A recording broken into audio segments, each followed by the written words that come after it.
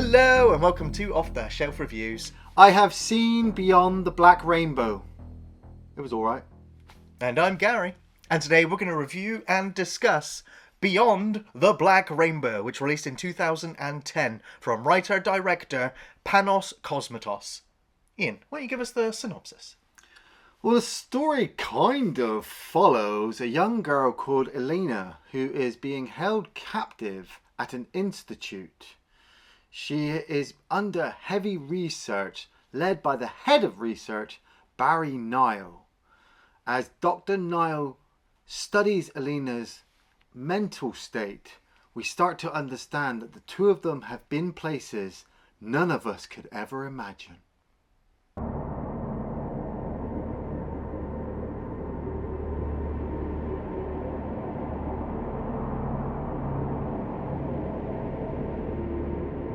So Jess and I reviewed Mandy yes. a couple of years ago, and that was really our first introduction into Panos Cosmatos' films. And finding out that 8 years before Mandy, he released Beyond the Black Rainbow. And that was when I found out that this guy was the son of George P. Cosmatos, who was a famous non-director of Tombstone. Oh, right, nice. And it was actually the royalties from Tombstone that funded the entirety of this film. Wow. And of course, sadly, George P. has passed away. And Panos Cosmatos has said that, this film and Mandy is pretty much his kind of inner reflections or expressions of dealing with the loss of his parents. And Beyond the Black Rainbow, I have to say, is one of those films that came out and it didn't exactly get the same amount of fanfare that Mandy did. Yes. But I think that may be in part due to, Nicolas Cage. Nicolas Cage, yeah. Which I think has then put more eyes on this director to then go back and discover this, his earlier work and then want to go and see what he does beyond this. Yeah. We watched Mandy together. We didn't watch it for the review. We watched it together, and that was a fucking acid trip ball of fucking nightmarish fucking fuel. I know some people fucking hail it as, an amazing movie, but I remember just sitting there going, "What the fuck is going on?" Like there's some. There's some things you can do spending your time. I don't know if Mandy is one of them. Unless you're in the mood of watching Nicolas Cage take off his pants, run around drinking vodka and axe people up with some fucked up... that could be a Thursday, I suppose. But yeah, this director hasn't done anything since. He's done one episode of Guillermo del Toro's Cabinet of Curiosities. Okay. And now he's working on a new sci-fi thriller movie. Yeah, so, he'd done Mandy, and I hadn't heard much from him since, until, Gary's just like, we got to review this. And I was like, what the fuck is Beyond the Black Rainbow? What the fuck is that shit? And I don't care what people say. I don't care. I was like, I got to wiki it, because with a title like Beyond the Black Rainbow, that doesn't scream Adam Sandler comedy to me. Well, of course not. Right, exactly. But I was good. I didn't do it initially. I didn't do it initially. Gary said, look, we've got to do it on this review, but we've got a couple of films to do first. So I was waiting, and it was in the back of my head, oh, you're going to do Beyond the Black Rainbow. What the fuck is that shit? It's like, that's not a kid's movie. It's certainly no animation. Nobody was talking about this film. There was not probably anybody I knew that I could say, have you heard about this film? And then to honestly go, oh, yeah, I've seen it. So I waited. And then it was the night before I was about to sit down and make my notes for the review, and I was going to watch the film, and I was like, fuck it, I'm going in. And I wikied that shit. I wikied it hard. And I was like, you know what? That's not too bad. That's nowhere to the scale of what Mandy was. If you've not seen Mandy, go off, see it, come back. Yeah, you're back, right? Okay, Mandy, that's some fucked up shit. Yeah, am I wrong? It's some fucked up shit. This though, I was like, okay, now I need to see this. I need to see Beyond the Black Rainbow, and so hit play. And warnings off the offset: this movie is so heavily inspired by some of the best 70s and 80s, probably some of the worst 70s and 80s movies, sci-fi horror movies of their time, that was what I kind of fell in love with halfway through the movie. It wasn't the story or the actors or anything else. It was this director's kind of like I said, aesthetic vibe. Yes, aesthetic vibe, definitely. Yeah. Yeah. This film, I think, gives you actually quite a good bit of exposition right at the beginning, Yeah. where you're kind of watching an indoctrination video. Yeah, I suppose it can come across like that. For this institute that's called the Arborea Institute. Yes. And we see their slogan, and we see their text, and they're explaining how they're trying to find the soul of humanity, Yes, through technology or any way possible. Yeah. And we also, a little copyright thing comes up at the bottom. Right. So obviously you translate the Roman numerals, find out this video was made in 1966. And so that kind of helps you with knowing where this film's kind of coming from, with where it's based in time. Yeah. When we then jump to the film's present of 1983. And I have to say again, the film does a tremendous job of recreating the aesthetics of the 80s as well, pretty faithfully, in terms of costumes, haircuts, music choices, haircuts. and it really, even the the 35mm film grain, it all feels natural. It doesn't feel fake at all. And then you're in. Hello. My name is Dr. Mercurio Arborea, and I am the founder of the Arborea Institute. Dr. Mercurio Arborea, his voiceover at the beginning, like you said, it's like an advert, but it was kind of so hypnotizing, like his full-on explanation of this place where you are, his head of research, Dr. Barry Nile, and once he finished his advert, we had the title cards to the movie. Yeah, about 10 minutes in. Yeah, and I was like, okay, that's a weird place to put your title cards. But what followed after that was like some just real weird, ominous imagery.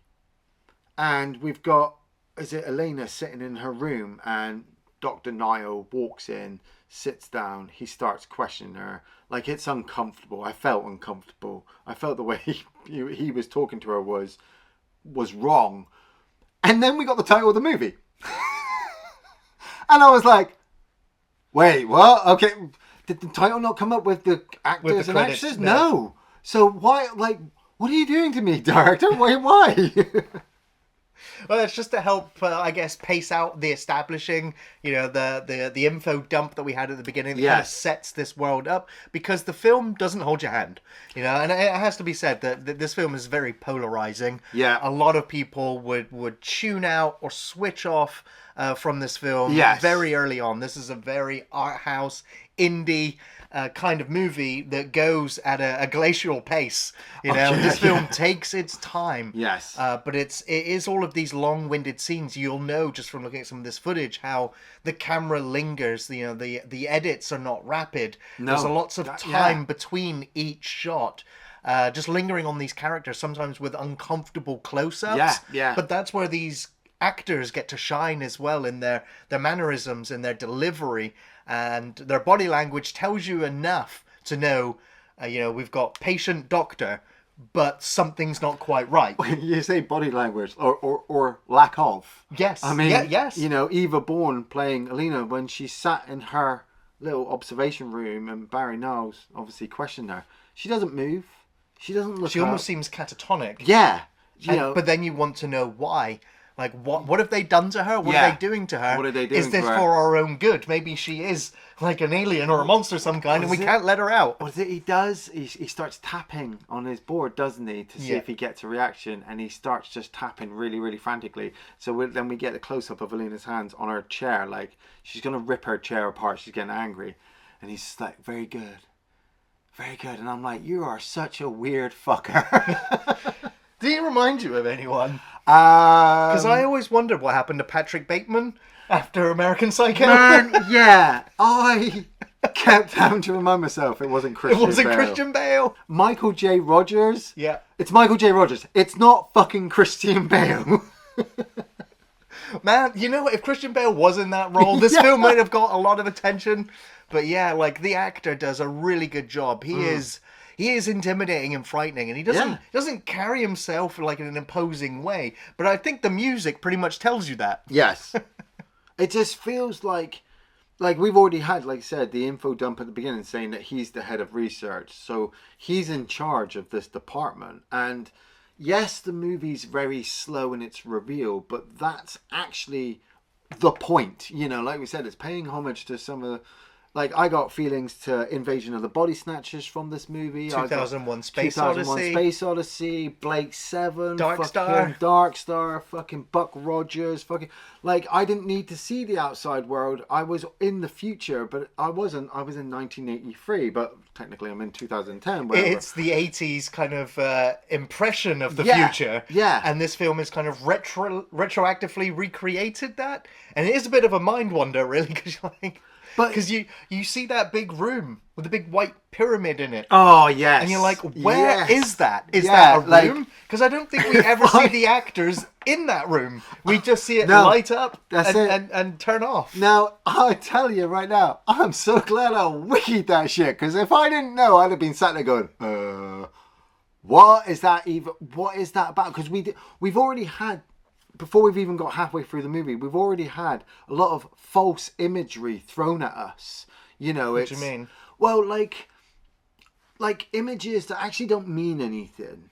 You know, in the film, like when he's at home and he's on the phone, we get some kind of close-ups of like the carpet or something on the floor. It doesn't mean anything. It's just visually, it's just supposed to be there to look good. You know, so, yes, other sequences, you know, they have a meaning. You just don't know what they mean in the broader aspect of things. Like I said, with Alina sat in her room, you know, on that chair.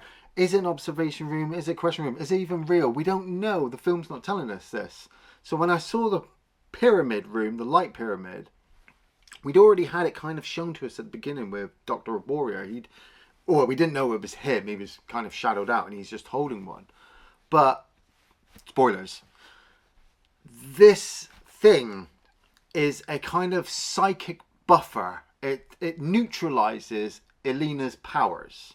Without this thing, she's like fucking Professor Xavier. Okay. You know, like she's like super mind powerful. This thing stops her from doing that. So like we get the sequence where she kind of wakes up and she walks to the edge of her room and she puts her hand on the wall, and as she kind of goes to use her powers, this thing activates and shocks her back. And so, like I said, I'd already kind of cheated myself. I don't care. But knowing that, I was like, ooh, I need to kind of see that.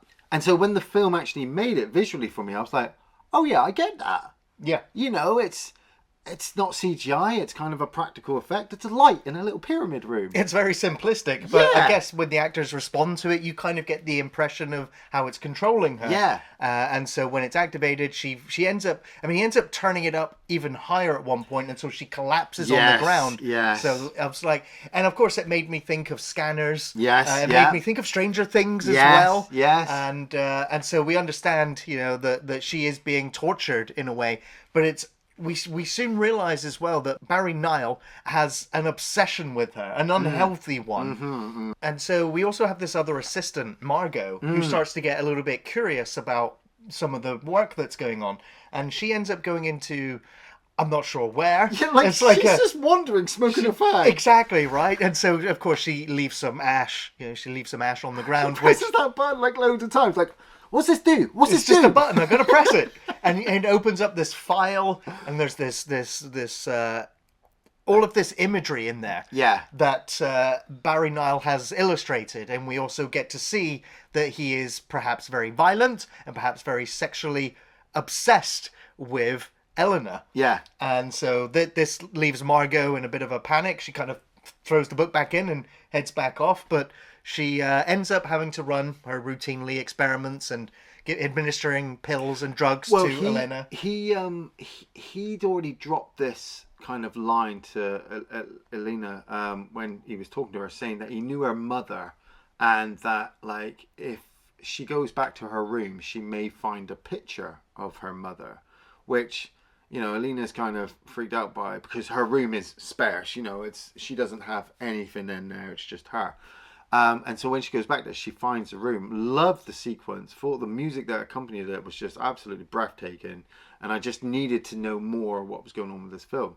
And so after we've got Margot finding the secret stash of Dr. Barry Nile, who, like, up to this point, he is seeming more than normal. You know, to me, I'm like, this motherfucker, even though I know, like, this the way the actor is portraying it, I'm like, he's almost like David Bowie, Man Who Fell to the Earth style. Like, he's not human. He's an alien in human skin, He's right? an alien in human skin, the way he just kind of acts. And so, like, he comes across his room, sees the ash, realizes he's been compromised, and so then he comes up to Margot and he's got his hands on her shoulder. He's like, yeah, there's possibly some kind of contraband in Elena's room. And so Margot's just like, really? Oh, okay. And I kind of loved this kind of sequence, because you're thinking, like, Elena's the prisoner, Dr. Niles the bad guy, you know, Margot's the security guard, so she's either going to be partially good or partially bad.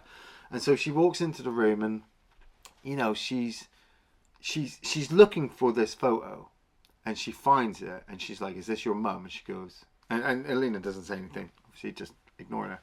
And was it, she rips it in half and just destroys the picture. And I'm like, Margot, you bitch! I hope you fucking die! But she's been set up, because Barry is watching all of this, and he knows that Elena's going to react to this, and so he's like, I'm going to turn off the device that's containing her psychic powers. And so she makes Margot's skull implode. Oh, it's fucking ace.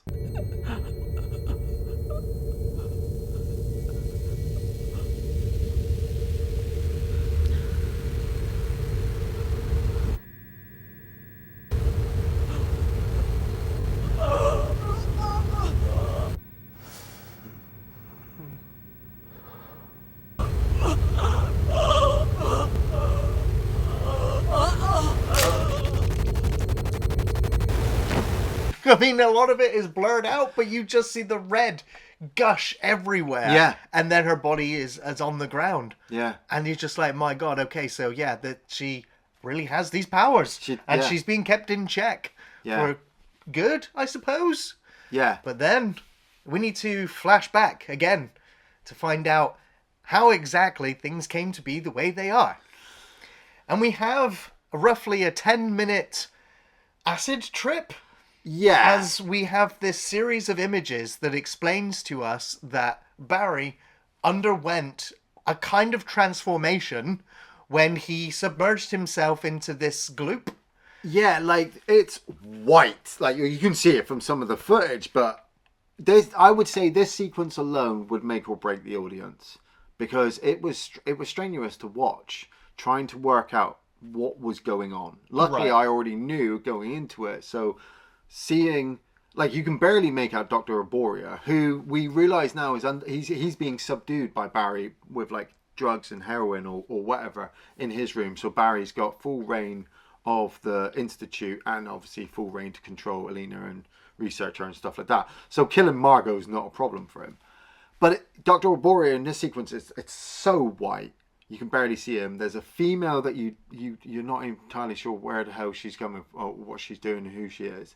And then, yeah, you've got Barry, who submerges himself into this black goop. And so, like, you're looking at this black goop like, no, don't go in there. Like, Event Horizon, anybody? He's going to get the dark inside him. Like, that's why he's so fucked up in the sequences that we've seen. Right. And I have to say, that entire montage in terms of the music, the imagery, like the upside down face kind of melting upwards. Yeah. You know, it's just like him submerging, him coming out of that black circular gloop into the whiteness. Yeah. And then just standing there or sitting there. Yeah. Just like, it was amazing. The imagery is fantastic. Yeah. It really is. And so it really is up to you then to discern really what actually happened. What is the Arboria project? Where did he go? Yeah. Where did he go? Where did he come back from? And did he bring something with him? What does he do when he comes back? Because he's climbing out and the female doctor is there. And then he seems to me it looked like he was doing the vampire trick on her, and he bites her on the neck. Right. Drains her Well, it's blood. like he maybe have those psychic powers to paralyze Possibly. his victim before. Yeah. Yeah, but he ends up killing the female doctor, And then Dr. Arboria comes back and comes across it, and he's obviously in shock. But we then realise that They put a child the baby into the gloop as well. Is Dr. Arboria's daughter, which I believe is the daughter from the female doctor that we just seen killed, but you don't actually see it. All of a sudden, they've just got this baby. We don't see them submerge the baby in the gloop, which I was very fucking happy about. I didn't know how they were going to film that fucking shit. Like, did he submerge her and let her go and take his hands back, or did he have hold of her and then pull her back out? Or because we realised that the baby coming out of the gloop is Lena in the prison. But yeah, Barry now himself has just gone. He's gone cuckoo by this point. Well, we also know this as an audience when there's a particular scene where I think he's at home. Yeah. Like whenever the characters are outside of the facility, we don't really get to see their familiar surroundings of home that much because it remains blurred or out of focus. Yeah, we get a couple of rooms. But he ends up getting a phone call which he's resistant to answer. And when he does, whatever noise is coming out of the phone is gibberish and makes no sense. And when he ends up hanging up, he lifts up the receiver and we hear there's no dial tone. He's not be able to get any response. And when he lays down on the floor, we can see that the phone isn't even connected. Yeah. So either the myriad of drugs that we've seen him take throughout the film is a result of his experience with the project, how he's transformed or changed from it, or it's just some other hallucinogenic drugs that he's taking to help fuel his research. Yeah. And so we don't therefore know what necessarily is real anymore. Yeah.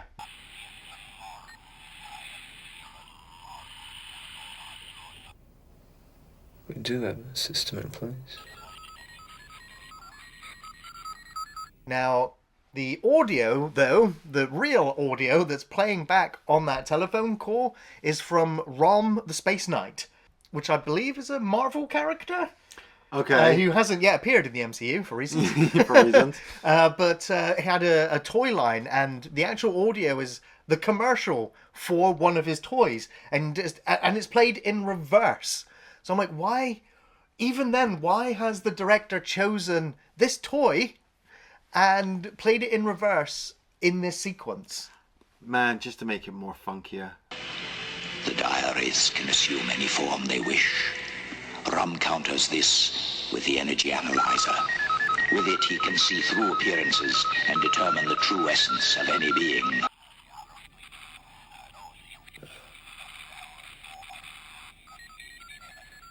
That's fine.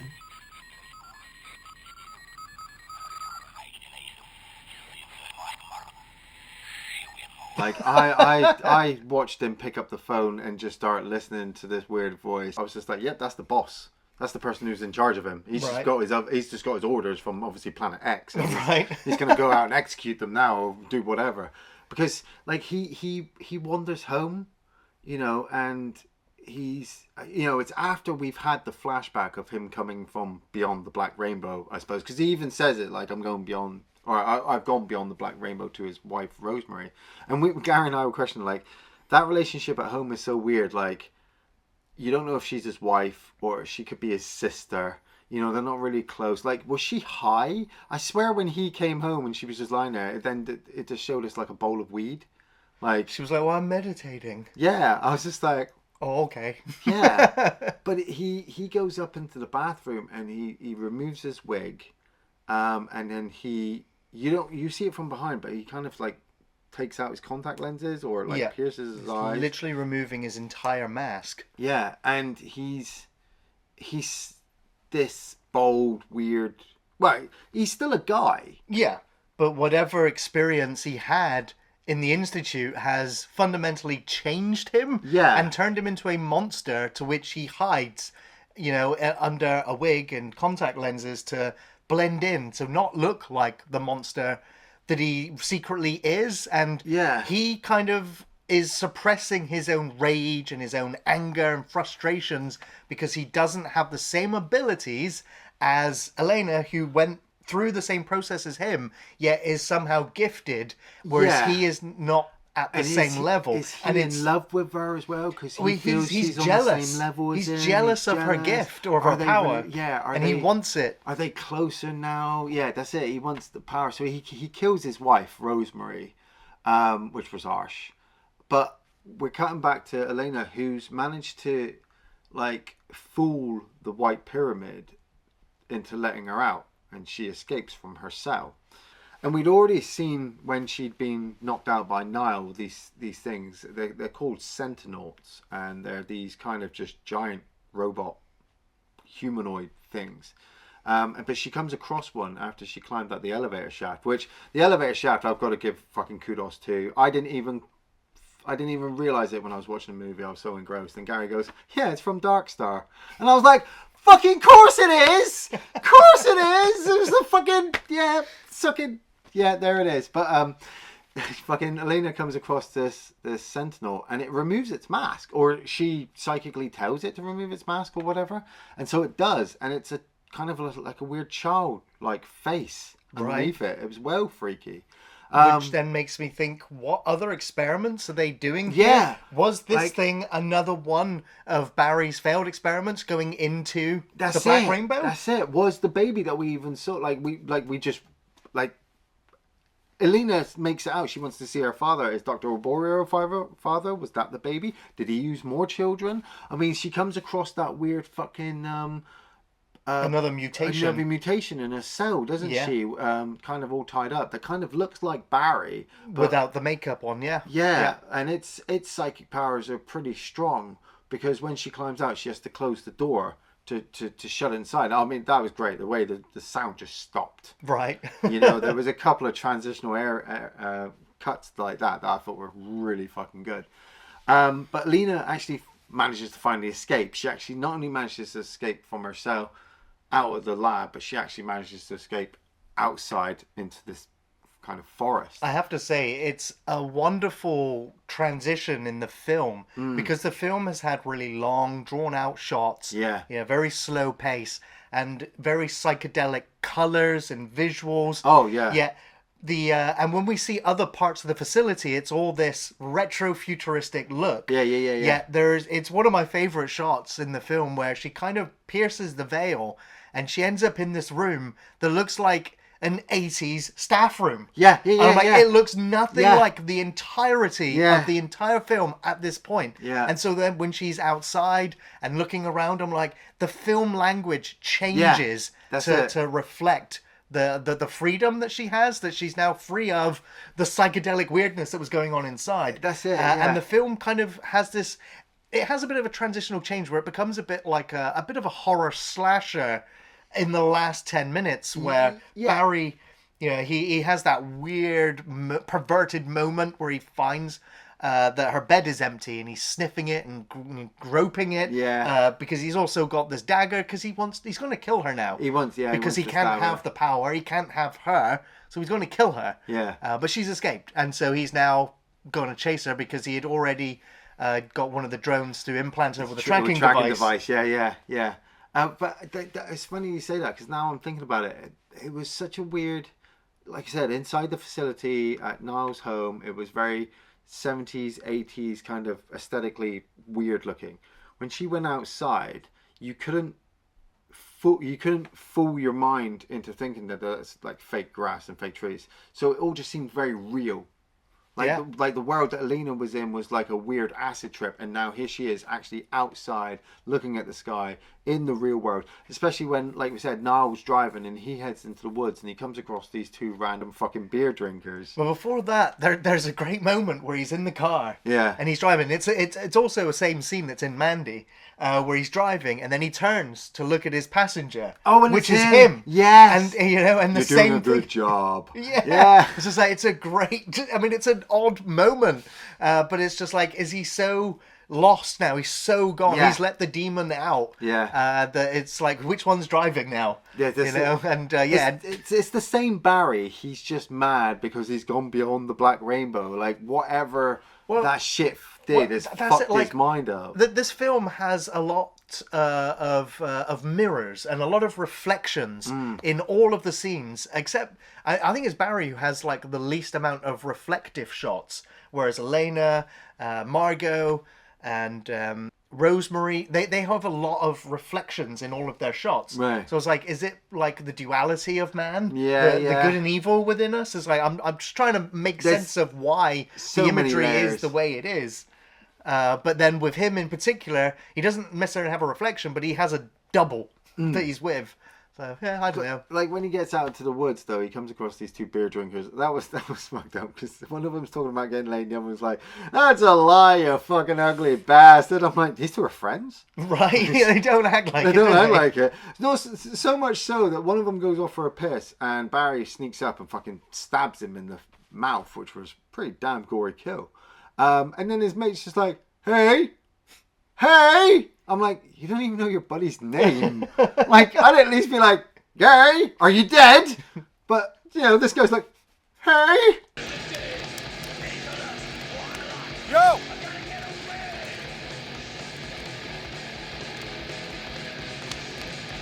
Yo! Maybe that was his name. Yeah. And fucking, I did love that scene because Barry kind of fully sneaks up behind him, doesn't he? Fucking right gets up behind him. And though the film, like my only real negative criticism for it is that for a lot of the elongated, lingering shots that we'd had kind of had made the film feel like it had dragged out a little bit too long. But this ending I was really impressed by because it just seemed like Barry catches up with Elena and he wants to get close to her, but she uses her psychic powers to fully firmly keep his feet stuck down on the ground, and he moves forward but he can't move forward, so momentum just kind of forces him over and he whacks his head on a rock and dies.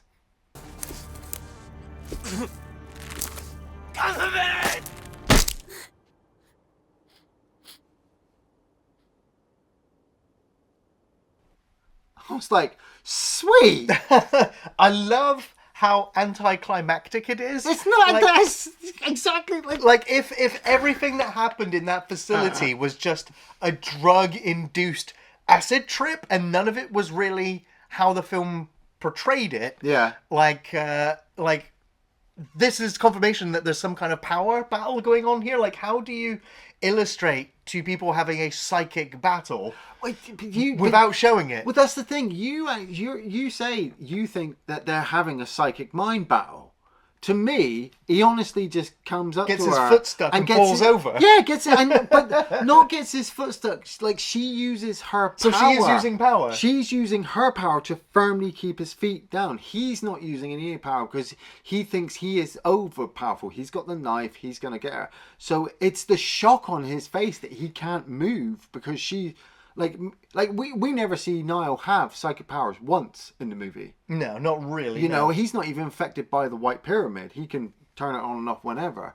She's got the power because, like, she kills the guard. You know, she's even used it on Niall because he gets a headache in one of their interviews at one point. So her power just kind of firmly keeps his feet down. And he whacks his head. There's no long-winded speech. There's no weird CGI practical demon that doesn't make any sense. There's no trying to understand beyond the black rainbow. She, bang, dead. And I was like, sweet. And she walks off. She crosses a road. Like, we see all these houses. Are there people in those houses? Are they asleep? Are they going to call the police? You know, did the police shut down the Arborian Institute? Because Dr. Arboria's he's had an overdose. Right. Barry fucking killed him before he went home and got changed. Yeah, I'm not quite sure what the film's ending wants to say with that final shot. Like, yeah, she's free, but now she's in our world. Like, oh. Yeah. Oh. Is she? And then, I mean, we had, like, the thing that gets me the most with that last shot is that we don't see any other people. No, we don't. It's completely devoid of any life except that glowing light that's coming through TV. all the windows from TV screens. Yeah. And it's just, it gives you something, it pauses you for thought, and then the credits are rolling. And of course, you're enjoying the music of the credits, you wait for the credits to roll, and then the film hits you with something else. It hits you with a quote from Buckaroo Banzai. Yeah. Good old Buckaroo. Yeah. And then it ends on a bit of audio playing backwards over a toy doll. that looks exactly like the guards that we saw earlier in the film, which then makes you go, well, was this all a child's imaginings? Was this all a dream? I don't think so. But then why is the poignancy of having that after the credits? Just more to think about, more layers to dig through. Yeah. So many layers. So many layers. Well, Ian, peeling back the layers, what were your favourite scenes from the film? Oh, man. Like, the first one's got to be that elevator sequence. I didn't get it at first, but seeing her trying to make her way out, like, you'd been with this character a lot in her sequences, in her cell, dealing with her mum. You know, you felt the pain and torture, even though you don't see it. So then actually seeing her escape Darkstar style, I thought was pretty badass. I absolutely fucking loved the sequence where she's in her bedroom and she finds the picture. And I think it's the same sequence where she kind of goes up and she messes with the TV, so she's able to watch TV programs on it. And the piece of music that was just playing over the top was just so beautifully well placed. You know, in comparison to some of the other music that we'd had up to that point, I was just like, man, and like, it went onto my playlist. You know, my musical playlist, just because it's so subdued, it was so fun to listen to. I even though it was really fucking like hard to decipher, really fucked up, I did really like the white sequence. You know, it's very sci-fi-esque, very clean room, very much them getting ready to do an experiment that you know that they really fucking shouldn't be going past the void. Even up until even into the fucking acid trip. You know, with the melting faces and the upside down liquid and the zombie and the Barry Nile coming back like a black fucking tar man vampire thing. It was fucked up. Oh, hell yes. Barry, bring home the mother load. I love that line. It's so well delivered. And that is, my favourite sequence of the film. The whole 10-minute flashback to 66. The experiment of what you can discern is going on right up until it just goes into another dimension with, you know, smoke and liquids and clouds and humanoid figures and melting wax and whatever other imagery is going on with that soundtrack. You felt like you were going into another dimension with this character and then coming back, being birthed back into our reality in a completely different state of mind, which is what the whole project within the film was supposed to do. Yes. But, of course, as we know with the rest of the film, it has, like, very negative results. They normally do, mate. They normally do. Yeah. I also think my other favourite scene is, because it's kind of shocking, really, is the transformation when he slowly pulls his wig off and then takes the lenses out and then goes and kills his wife by gouging out her eyes. Like, we don't see it entirely, but we know where his thumbs were, we hear it, and it just sounds and feels, honestly, very brutal. And those were, I guess, my most memorable scenes. And then my favourite shot was that shot of the 80s staff room with that ugly couch in the background. It was just like, it's such a stark contrast to the whole film at that point. I was just like, oh wow, like there is a normalcy out there that we're looking out into now. Great. It's like with the sequence I liked with the music, when it transitioned, it cut and Niall was looking at the security footage of Alina with a picture. So the music was gone and that's what made me miss it. I just thought, such cool little cuts.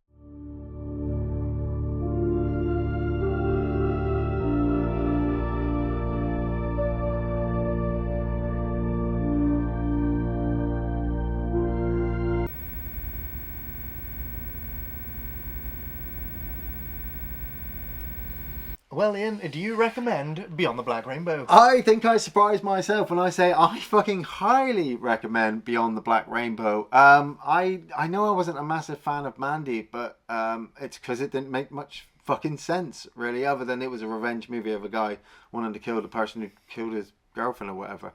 With this, it's something completely different. You know, it's a sci-fi story of a girl being captured or held captive, you know, and her want to escape while, you know, the guy's fucking in love with her, wanting to murder her, whatever. It's got a beginning, a middle, and an end, and it was really well contained. So much so that when it got to the end and it ended, I was like, yeah. even though the movie had so many questions and so many plot holes, I could easily just turn it off and walk away and go, I've seen Beyond the Black Rainbow, that's it, I'm good. Visually, it was very impressive. The music, particularly in Alina's sequences, was just absolutely astounding. I love the actress playing Alina. Love the actor playing Dr. Niall.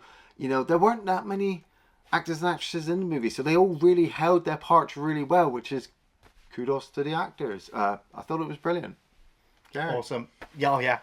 I'm highly recommending Beyond the Black Rainbow, and I know that this film will be very polarizing with audience reactions, as this film, I feel, is one of these you either love it or hate it experiences. This is not the conventional film in terms of pace or narrative or exposition, and it leaves much of the interpretation to you as a viewer about what the director is expressing in terms of getting any meaning from the story. The story is very simple on a surface level. It's the story of a prisoner whose life, body, mind and soul has been controlled through experiments and drugs, who manages to escape her hellish world into another, well, probably equally hellish world. The film's biggest strength for me was the beauty of the imagery and the incredible film score. The visuals are striking, with strong, vibrant colours matched with strange, abstract locations, mixed with dreamlike flashbacks, using multiple fades and cross dissolves, filled with hazy smoke and mirrors, topped with heavy film grain, which for me created a heavy feeling of sedation, as you feel almost firsthand what these characters are experiencing as a result of the medication and the experiments. It creates an almost sickly feeling of dread, with a loss of control, held prisoner by the pace of the edits. The music score was perfect for this film. It synergizes with the visuals so well in creating a truly immersive experience that's haunting and strange, but also sublime. It has moments of wonder, desperation, excitement, and times of quiet reflection. It's actually worth listening to outside of the film. Michael J. Rogers was brilliant in the lead role, enigmatic, strange, alien, yet filled with rage and hate, constantly suppressed by drugs. He delivers this all so well in body language, or lack of. It's in his eyes. It's with his slow, calculated line deliveries. Outstanding performance. Eva Allen as well was also exceptional as Elena. Truly believable performance. It made you care about her plight and fight for freedom. Panos Cosmatos is such a unique filmmaker, bringing such a flair of brilliance to his films that separate his work from many others. It's raw, packed with repressed emotions. Its style and substance married beautifully, and he is a filmmaker that is worth watching for any future projects. Outstanding achievement here. It's an absolute must-watch, and I hope you get to enjoy it too. Beyond science, beyond sanity, beyond control. Thanks for watching Off the Shelf Reviews. I saw it on the telephone. Always like the seeds and so